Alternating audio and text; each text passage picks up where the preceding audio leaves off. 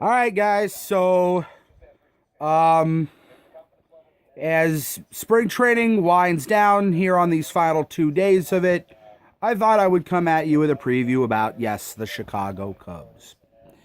The Chicago Cubs, as we all know, won 95 games last year, but they end up finishing second in their division, having lost the tiebreaker to Milwaukee and then losing the wild card game the next day. So after a late season collapse last year, the Cubs go into this year really not having made a whole lot of moves in the offseason.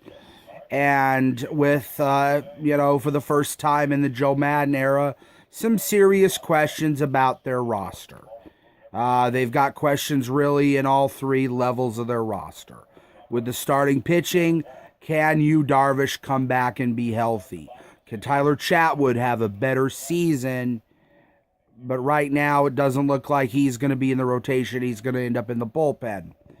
They have, other, questions that linger as well in terms of the rotation.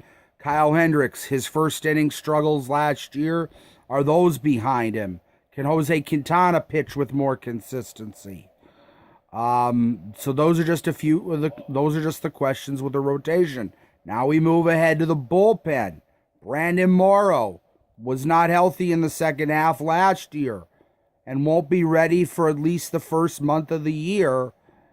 So now you have to wonder who's the closer going to be if Brandon Morrow isn't healthy. The first crack at it would be Pedro Strop. But the Cubs, remember, don't have an established closer behind Brandon Morrow. This is why I don't like the signing of him last year. This is a guy that's had numerous injuries throughout his career. They need an established closer.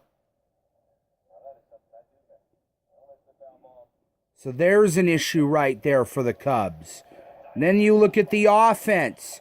Ken Wilson Contreras, Albert Almora Jr., Addison Russell, and Kyle Schwarber all have better, more productive seasons.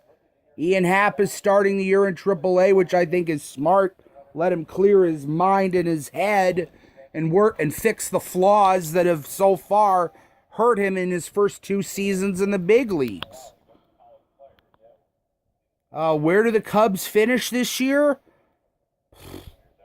It's anybody's guess because the Central Division is really going to be tough this year. So maybe they finish second. Maybe they finish third. A lot of people have them picked maybe even to finish last. But I'm going to say no. I think they have enough to win the Central if they just avoid some injuries, if they can, some of the key injuries, and if they can get bounce backs from some of their other players that underperformed last year.